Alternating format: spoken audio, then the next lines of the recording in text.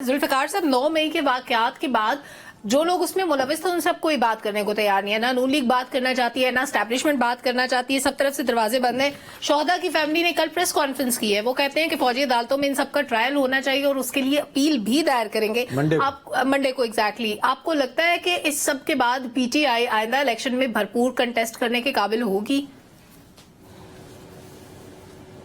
देखिए जी, 9 मई का जो मलबा है वो इतना बड़ा है कि उसके नीचे जो पीटीआई का फर्द या लीडर आ रहा है वो बच नहीं पा रहा, और उनका अंजाम भी आप देख रही हैं, उनके पेशियां भी देख रहे हैं और उनके ऊपर जो केसेस हैं उनकी नौयत भी देख रहे हैं। तो मैं समझता हूं कि 9 मई का जो वाकया था वो बड़ा अलार्मिंग था। जिस तरह पीटीआई के लोग अगर मजम्मत कर रहे हैं तो एज ए पाकिस्तानी आप और मैं, तो जाहिर है हमारे जज्बात तो और हैं कि किसी अदारे को इस तरह कैसे टारगेट किया जा सकता है और कैसे पाक फौज के इन इंस्टॉलेशंस को जिस तरह किया गया उसकी किसी भी मुल्क के अंदर कैसे इजाजत मिल सकती है। और पाकिस्तान का जो फौज का अदारा है वो तो वैसे ही इस कौम का प्राइड है और उसको इस तरह टारगेट करना ये बहुत बड़ी ज्यादती है। लेकिन देखना यह है कि आज भी पूरा सोशल मीडिया भरा हुआ है, मुख्तलिफ किस्म के आप देख रही हैं सर्वे हो रहे हैं कि जिसमें पीटीआई नंबर 1 आ गई, नून लीग पता नहीं दूसरे नंबर पे आ गई और फलानी तीसरे नंबर पे चली गई।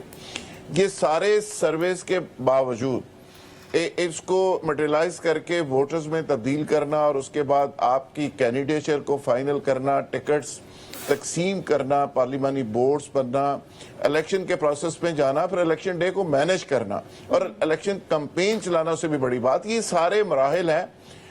जिस तरह अनवर रजा साहब ने कहा कि डायरेक्शन लेस है, मैं समझता हूँ कि डायरेक्शन लेस के साथ ये लीडरलेस भी है।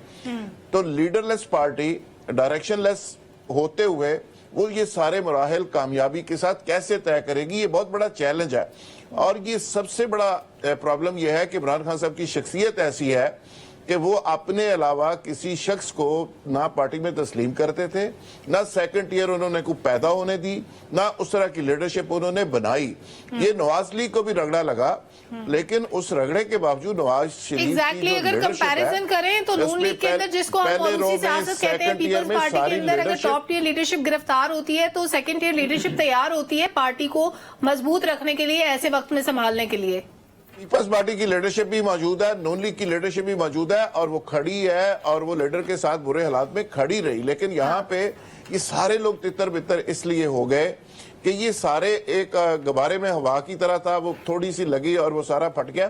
तो ये सारे नजरियाती लोग इस पे कितने थे, सिलेक्टेबल या इलेक्टेबल कितने थे, वो सारी चीजें सामने आ गई। जो नजरियाती लोग थे उनका बदकिस्मती से एक्सपीरियंस कोई नहीं। अभी गौर साहब की बात हो रही थी, या इस तरह के जो नए नए लीडर्स बन रहे हैं वो इस पार्लिमानी सिस्टम को उस तरह से समझते ही नहीं जिस तरह रवायती पॉलिटिशियन इस मामले को समझते हैं। तो पीपल्स पार्टी और नून लीग और पीडीएम की जो रवायती पार्टीज हैं उससे ये नए नए नौजवानों का मुकाबला है, ये बड़ा मुश्किल होगा। बिल्कुल ठीक है।